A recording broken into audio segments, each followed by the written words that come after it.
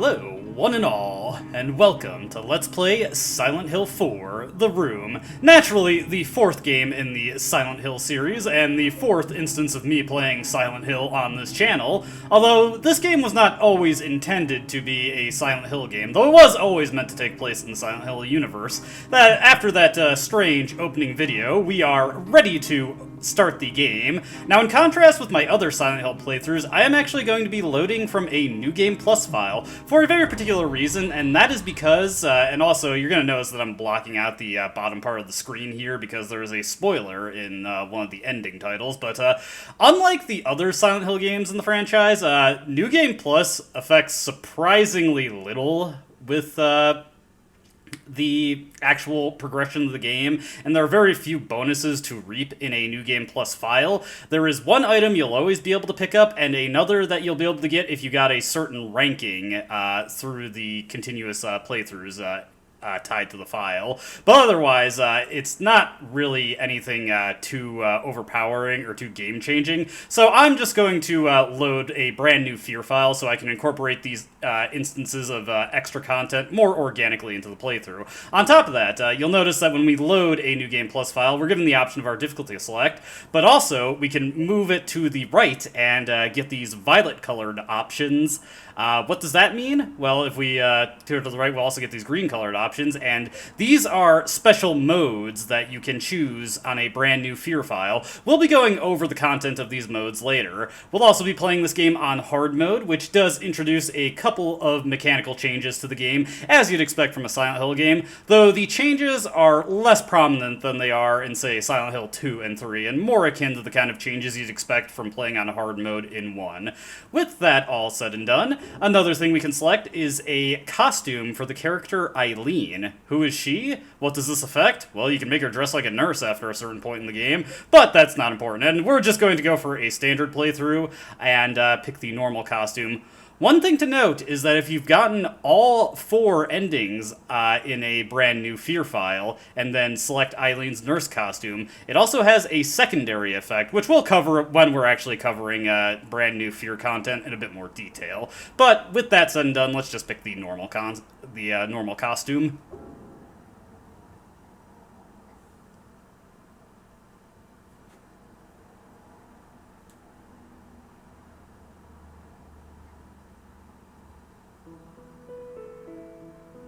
It was 2 years ago that Henry Townsend moved into room 302 of South Ashfield Heights, an apartment building in the medium-sized city of Ashfield. Henry was happy and enjoying his new life.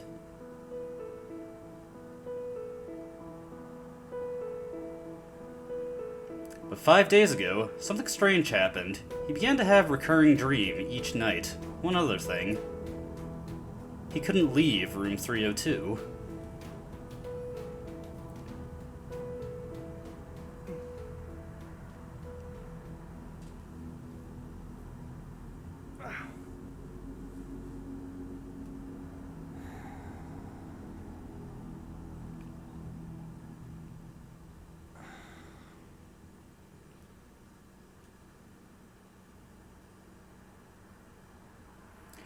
Well, after that not exactly Star Wars level opening text crawl, we find ourselves awoken in what we can only presume is room 302, and we are who we can only presume is Henry Townsend. But what's going on here? What's with this room? There are numerous things that you can examine in this room, and you may have noticed, new to the Silent Hill series, we have first-person gameplay segments. Whoa. Sounds like there's a bit of a stock screen going on out in the living room. It's covered in blood and rust. And checking over here. This is my room, but what the hell happened to it? There is quite a bit of flavor text you can reap by examining various facets of the rooms within room 302. I guess the sub-rooms. Let's see, can we go in here? The door's shut tight and won't open at all. Ominous. Looks like whatever's affecting this guy's home is spread about to the entire room. Or, man, it's so awkward. Like, it's an apartment room, but it's got rooms within the room. This room, is it really my room? Whatever. It's spread to the entire apartment complex. There we go. Let's see, anything in the fridge? It's in terrible shape. The air is so heavy. My head hurts.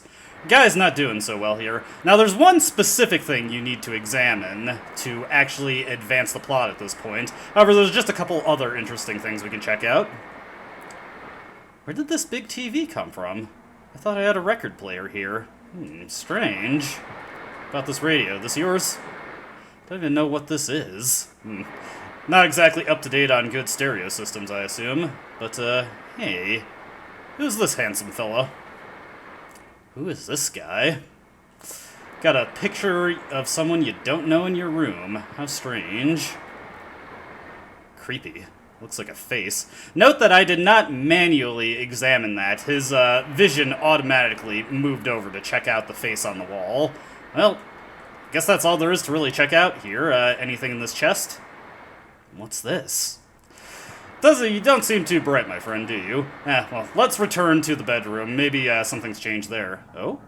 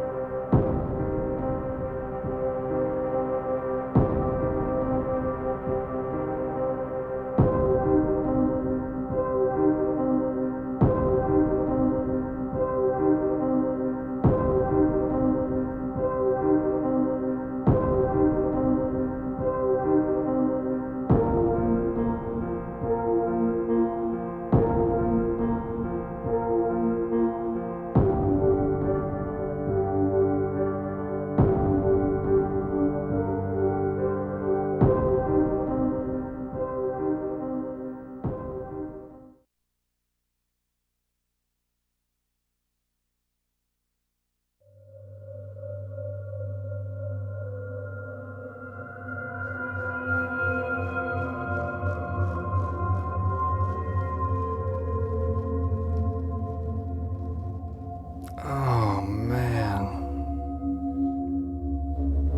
What a dream.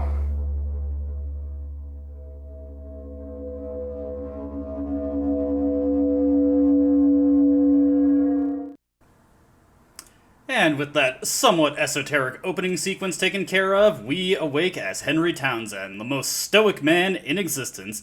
You know, just before I started recording this, I just realized that, of the Team Silent Hill games, the only one that doesn't start with a dream sequence is Silent Hill 2. Interesting thought at that. But, before we can actually do anything in room 302, there's something we have to examine. The telephone. Should you attempt to leave without examining it, Henry will just immediately stop in place, zip his head around, and look at it anyway. So, let's just get this out of the way.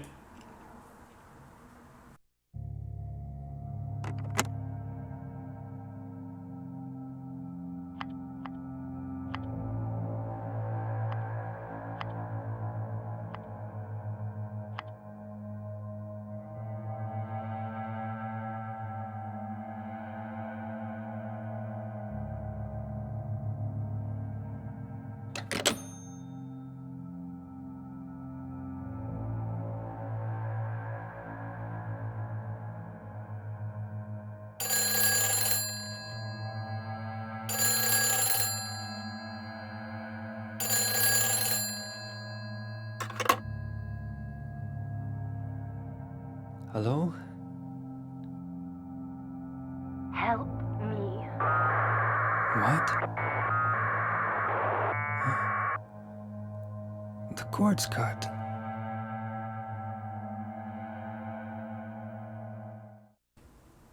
How strange. Got a phone call with a cut telephone line. Now, there is actually something you can do with the telephone. You can actually punch in a number. Now, most numbers will just get you absolutely nothing, but there is one we can punch in to an effect. So let's punch in 555-3750.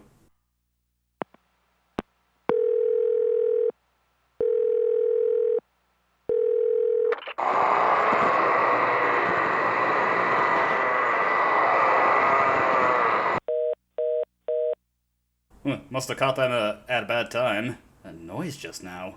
What was that?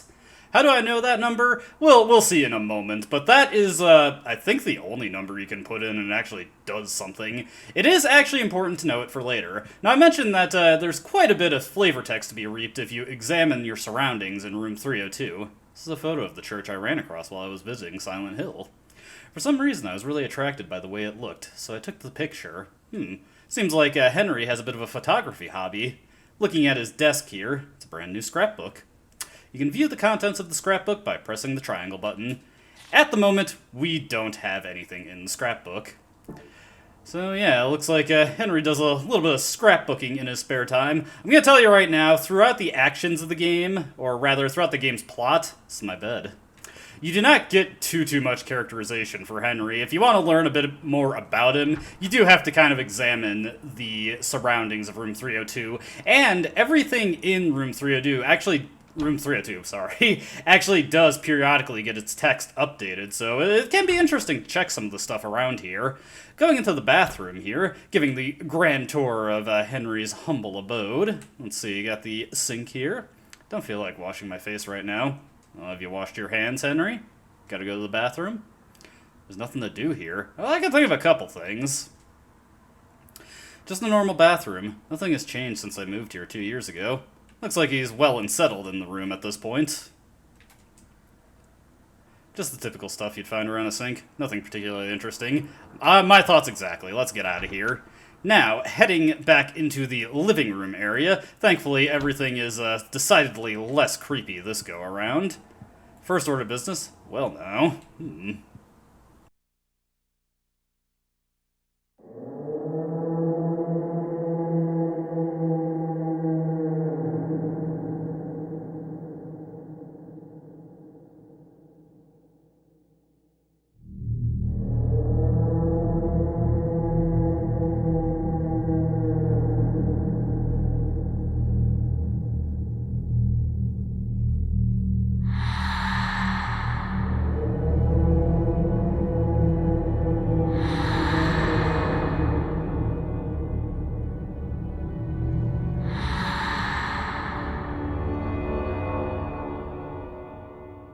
What the hell? What's going on here?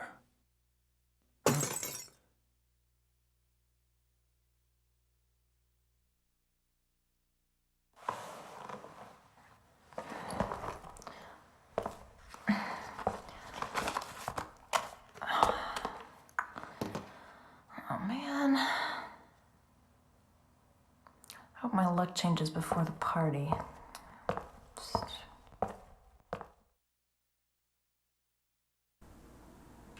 So, who is Eileen? Well, it was that woman we just saw there. Strange, though. She doesn't seem to have any reaction to those handprints on the wall across from our apartment. Wonder what those could possibly mean. Naturally, you probably noticed there was also something slipped under the door. You can also examine this little message. Don't go out. Walter. Who could Walter be? Here, we get our very first memo of the game. What's this? Mom, why doesn't you wake up? Seems like a message written by a child. Definitely has a child's grasp of grammar and English. But it is our first letter and the first entry in our scrapbook. There are exactly 52 memos to collect in this game, and it's actually pretty important to know that if you're going for a max ranking score. We'll go over that later. My shoes. I don't need to change them right now. Alright. Man's prepared for everything. He's got 2 pairs of shoes. Heading into this little room here. Nice little utility room that we've got here. Now, for most of the game, this does not matter. But there are some things to examine in here. First off, it's a tank filled with oil. Just in case. And it's a washing machine. Don't need that right now. I wish I had a washer and a dryer in my own apartment. I just have we have a standard utility room in my apartment building that everyone shares. It's a clothes dryer. I don't need that right now. But yes, for most of the game, there is absolutely nothing you can do in here.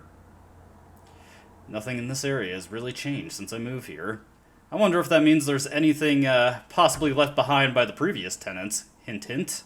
But that's neither here nor there. So again, for the first half of the game, that utility room is basically just for flavor. Hey, see something behind that shelf over there? And we'll check that out later. Got a nice little kitchen area over here. Let's check to see what Henry has in the fridge. Looks like he does not have too much left after spending 5 days isolated in his apartment. But we've got some chocolate milk. We're just going to let that get warm in our pockets. And over here, got a bottle of white wine. Alright, let's take that. What is the purpose of the wine bottle? Well, you see, it's actually a weapon. So we can start smacking things with it, and it'll break eventually and become a glass shard that we can use to stab and or slash things. Walking away from the fridge causes Henry to have a sudden lapse of consciousness while it closes. Anything else of note in the kitchen? I feel like washing my hands right now. Dirty boy. I don't really feel like cooking right now. What do you feel like doing, Henry? Got some pictures over here. It's a photo of me as a kid, and then when I graduated from high school. How nice. There are a couple of things to note to examine. First over here, this chest could hold a lot of stuff. So, this is our first instance of using the storage chest, much like how Resident Evil has storage boxes, though this is the sole place you can actually store things in the game. Unlike previous Silent Hill games, you actually have a limit on how much inventory you can carry at a single time. Henry can hold with him at most 10 items at any given time. It's a different picture there. Compared to the dream, I mean. It was a picture of Henry that was on the wall. Why didn't he recognize himself in the dream? It's a photo of the outside of South Ashfield Heights. I was immediately attracted by the outside of the building, as well as the view from the window here. When I moved here 2 years ago, I almost felt like I was being drawn here. Interesting. I got this photo from Frank Sunderland. It's the superhero at South Ashfield Heights. Sorry, tripping on my words. Wonder what that picture is of. There's one last thing we can do in room 302. We can peep out the windows. Henry has quite a few options for peeping around the world. Hey, looks like there's a woman there heading into the subway. And some guy who's in quite the hurry. Looks like the woman is what Henry is drawn to, though.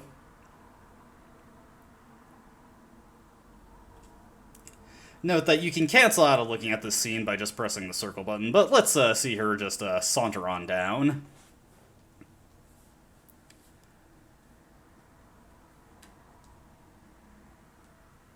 And after a little bit of time, we can actually examine the surrounding area. There is where I got the phone number. Bar Southfield, huh? Wonder if we'll get to check that out later. As you can see, we can see our neighbors. You can also get a slightly different angle if you look from the window in Henry's bedroom. So you got multiple vantage points you can use to examine the outside area. It is a little interesting to come and look out this area, because the apartments from across the way actually do periodically change, with different people visible at different times of the day as the game advances. Is that a woman in the bottom left? Is that a nurse? And there is an Easter egg that'll occasionally appear in the distance, I think over this way, if you check the windows often enough. The hell was that sound? What was that? Something to investigate. Just a couple more things to check out in the main living room, though. Got a television here. It's weird. A few days ago, the power to my TV and my VCR just stopped coming on. Ever since I started having those nightmares.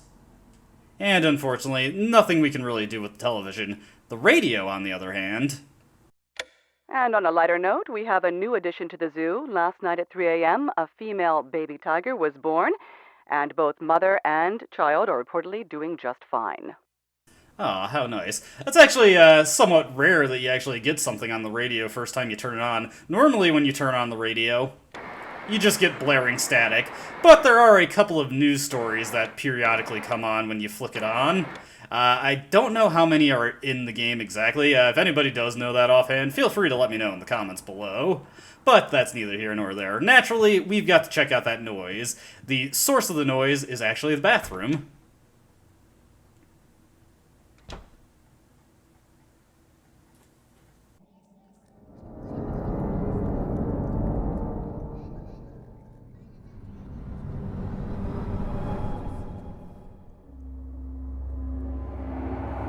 What the hell?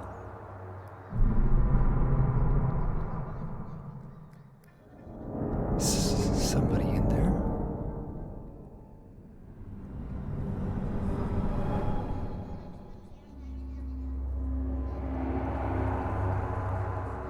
I wonder if I can get out this way. Well, I can't think of any better ideas, and I'm not one to look a gift horse in the mouth, so let's crawl into the Shawshank-style hole. Boy, I'm tongue-twisting myself, and see if we can't escape. Presumably this leads into our neighbor's apartment. I mean, we're in room 302, so there's gotta be a 301, right? But before we do, it isn't the time for that kind of thing. Oh, come on, Henry. Alright, but if you have to pee while we're out, you're going to have to wait until we get to the next rest stop. The sewage pipe looks like it's broken, too. Pulled apart hanging down? Absolutely. We've got a steel pipe. Compared to our wine bottle, this is our first real weapon. 3-foot long sewer pipe. Not very powerful, but fairly easy to use, and indeed it is. But let's hope we don't have to use it. Enter the hole? Absolutely.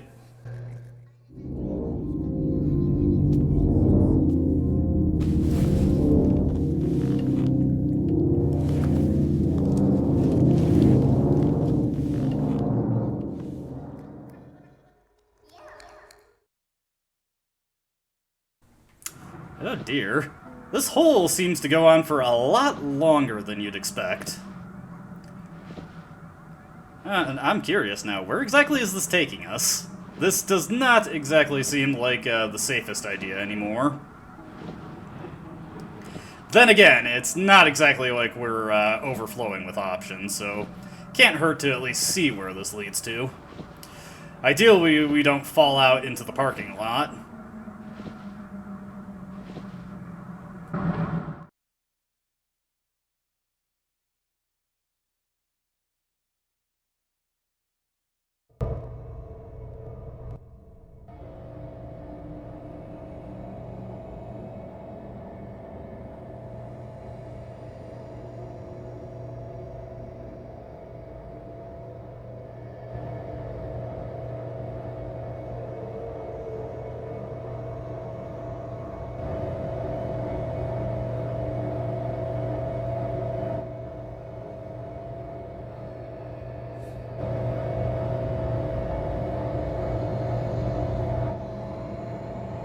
What the hell?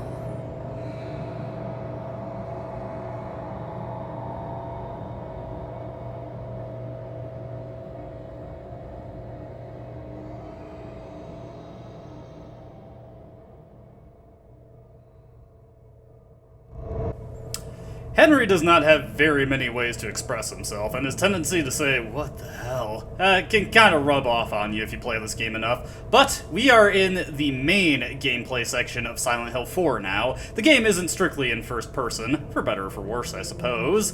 So, this game utilizes free movement instead of tank controls. You just press the analog stick in a given area, Henry moves in that direction. Whereas by default, Silent Hill games up until this point would use tank-style controls. We also have a real-time inventory system that kind of works like the one in Resident Evil 5, except it doesn't suck. You can navigate it using left and right on the D-pad, and we can equip weapons that we have. We can also use items in the system. can't use this here, but if it's not the right place to use it and it's not a weapon to equip, you'll get a message like that. We can also utilize healing items if we happen to have them. Also, you can press R2 to ready your aiming stance. You can do weak strikes by just tapping the button. Most weapons have some kind of combo, or you can hold the button, and you can actually launch attacks while charging, just quickly tap while holding the charge. When you fully charge, you do a heavy swing. One thing to note is that the heavy strikes give you invincibility frames until the attack finishes, so you can avoid damage with well-timed charge strikes if you know what you're doing. Now, one problem with this game's movement system is that it still utilizes some fixed camera angles in a lot of areas, and you don't exactly have great camera control. You can center the camera with L2 in a lot of places, and you can sort of wiggle it around with the right analog stick, but you don't have true free camera control. I think I see somebody in the distance. A woman looks familiar. Let's go talk to her.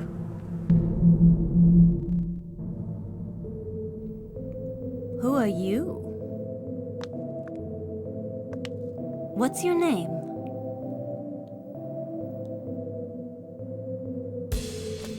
Henry. And you? This is my dream, and you don't even know my name. It's Cynthia. Your dream. That's right. This is just a dream. And a really terrible one, too. I hope I wake up soon. So you think this is a dream, huh? Well, if it's not a dream, what is it? Anyway, I want to get out of here, but I can't find the exit. Say, will you help me find it? I'm kind of scared all alone. I'll do a special favor for you later. It's just a dream, so I might as well have some fun. Henry's social awkwardness is palpable, but we have our first objective of the game. Help Cynthia find the exit and get a special favor. Alright. But we, of course, first have to actually find said exit. So I'm guessing we can't take that escalator back out. Probably would just find ourselves in an endless staircase situation like we were playing Super Mario 64 or something. So let's head in the opposite direction, see what we find.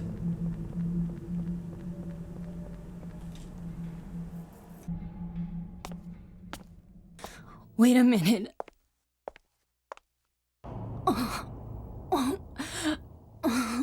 I think I'm gonna puke.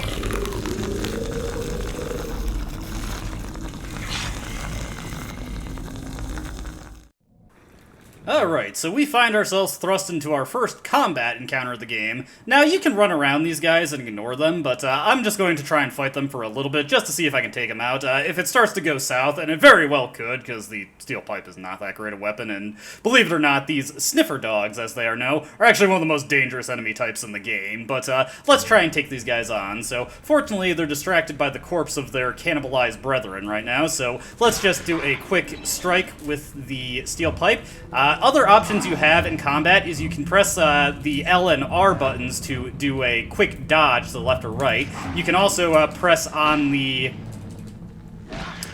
circle button to do the same. Well-timed dodges. Ooh, nice. We got these guys caught in a corner here. Well-timed dodges do give you invincibility frames, so when these guys are backing up like that, that means they're about to lunge. As long as they are not hunched like that, they usually don't attack you, though they can get you into a biting grip, so be very careful when approaching these guys. Generally, you want to give them a quick strike with the pipe, and then hit them with a charge strike after. And as is standard for Silent Hill, when they fall over, you can stomp them dead. If you fail to do so in a reasonable time frame... Yeah, as you can see, these guys can move pretty erratically. Come on, come on. Only taken one hit so far, which is not too bad. Alright, no! Yeah, so whiffing the steel pipe strike like that. There we go. Finish them off. If you fail to stomp them in a timely manner, they can get up with most of their health restored, though if you knock them down again, they'll usually die. That guy had taken so many charge strikes without falling over that he just fell over dead when he did finally collapse. So, those guys came out of the men's restroom, and we can probably assume there's gonna be more monsters around. We should probably collect Cynthia and get her out of here.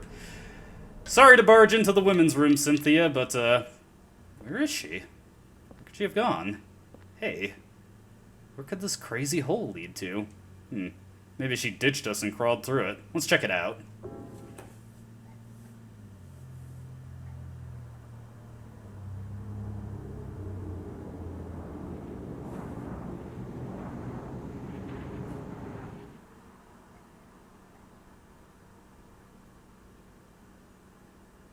One thing to note is the game has interactive load screens. You can move around and resize these various symbols that appear.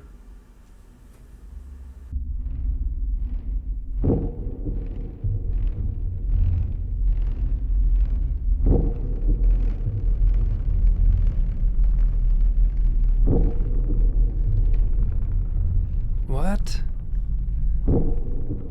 Another dream. But it seems so real. Or could it be? Was I really inside that woman's dream? Oh, that's just stupid. What am I thinking?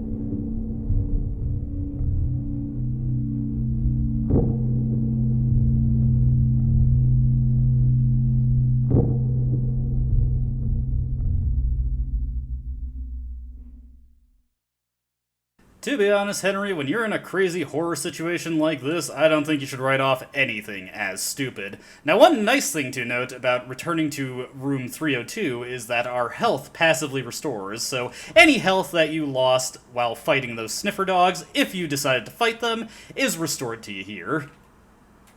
Now, there is something we need to do here to progress the plot, but it will not advance until we actually do it, which gives me time to show off the last thing to check out in room 302. Also something that I forgot to grab. Whoopsie. Let's just take a look at this. Looks like a scrap from some book. Man, this thing looks like it was written ages ago. Through the ritual of the Holy Assumption, he built a world. It exists in a space separate from the world of our Lord. More accurately, it is within, yet without the Lord's world. Unlike the world of our Lord, it is a world in extreme flux. Unexpected doors or walls, moving floors, odd creatures, a world only he can control. Anyone swallowed up by that world will live there for eternity, undying. They will haunt that realm as a spirit. How can our Lord forgive such an abomination? This part of the book is too damaged to read. It is important to travel lightly in that world. He who carries too heavy a burden will regret it. The book is too damaged to read anymore. Interesting. A world without the Lord, you say? But that's our second memo, put into our scrapbook. Now, the thing I actually wanted to check out is this journal right here. This is where we can save our progress, so you can only save your game in room 302. There are no save locations throughout the random areas you can go to, so let's create our new save here. There we go. That'll probably be the last time we see that screen in this Let's Play, just so I don't have to keep editing out the the bottom part of the screen to avoid the spoiler text. Or at the very least, it'll be a long time before we see the other available ending names, but that is where we will leave this video. As always, I hope you enjoyed watching, and I hope to see you in the next one. Until then, though, goodbye.